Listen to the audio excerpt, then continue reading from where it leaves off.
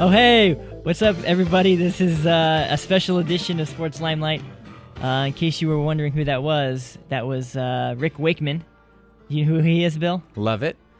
Keyboardist for Yes. That's right. That's actually off a solo album that he had made in 1973, like right after the Close to the Edge, Fragile era. So Fascinating. yeah. He was still in Yes through that whole period, but also put out the solo project yeah, there. it's an instrumental album titled "The Six Wives of Henry VIII." Each song title represents one of his wives. So.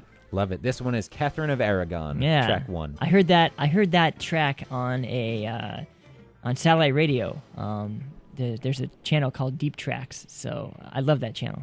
So. That's awesome. Satellite radio, bringing you things that you otherwise wouldn't have heard. Right? Yeah, it's just an amazing channel to go into and get new music. So.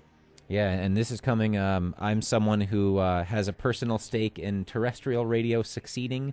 Yet I've got to give it up to satellite radio in this case. Nice. So what do you think about solo acts, huh?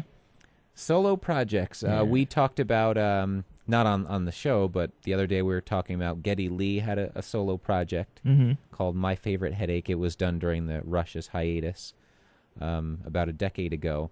I'm a believer that if you can, try to work it in with the band you're in. You know, right. bring them the material, say, this is something I'd like us to work on together. You know, it only seems right. They're a band, Right. like a family. Yeah. Well, I know that the Rush hiatus was kind of understandable. You know, Geddy probably wanted to keep working with music, and Yeah. you know, where's Neil? But yeah, of course, in Geddy's case, that wasn't an option. yeah. So, but yeah, with Phil Collins and Rick Wakeman doing stuff while they're still in a band, they're still doing stuff. So they just have this little thing on the side, nope, you can't listen to this. You can't be the drummer on this song. This is just mine. Yeah. I'm not sharing. Yeah, no, in that case, what's the responsibility of the other bandmates? Do they need to work with it even though it doesn't fit their style, or how far do they have to go away from what they're comfortable with? I think from their perspective, I think it would be cool if the other guy presented it to them, and then they could say, nah, this probably isn't a Rush or a Genesis type song, so Yeah. you can go ahead and do that on your own if you want.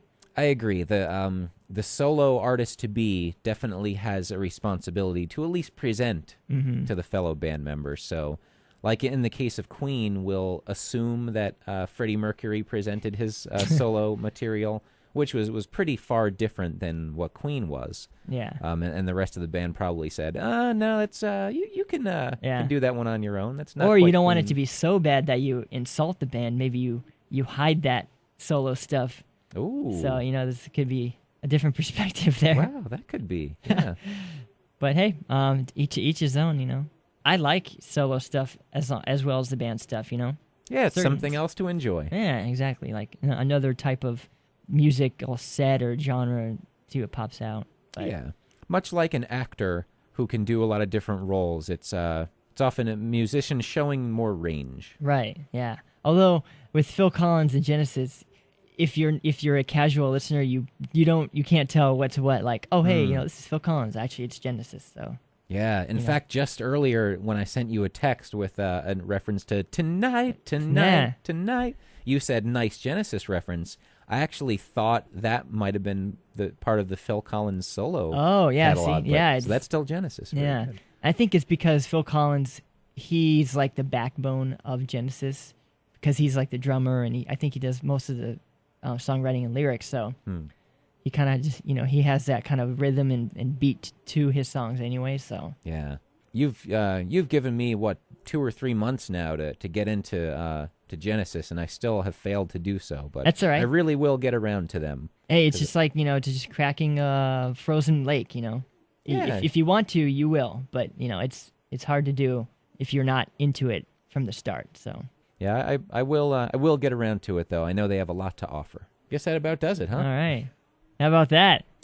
We talked about Anderson, Bruford, Wakeman, Howe with when John Anderson kind of was getting frustrated with the direction of, at that time, what Right. was Yes with Trevor Rabin Yeah. in the late 80s. And then he kind of reunited with Rick Wakeman, Yeah. Bill Bruford, and Steve Howe. Right.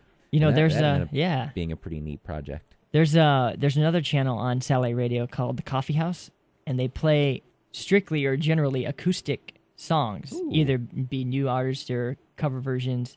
Well, this was a song on here was John Anderson singing "Owner of a Lonely Heart," and it was all acoustic. Wow. It was pretty cool. I wouldn't know when or where they made that. Yeah, I think it was live in the studio. I think they Oh. do features of artists come in and do talk and then do some songs. So it was pretty cool. I mean, his voice stands out so prominently in the acoustic. It is amazing. What a memorable voice, and as you said, very fitting for the acoustic format. Yeah, it was awesome. I'll have to send it to you. I'll find it and send it to you. I'll take it. That and Genesis, so now I have more that I need to work on. So you want to wrap this one up, Drew? Take us out? Let's wrap it up. Thanks for listening to the Sports Limelight Music Edition. Take it away, Rick.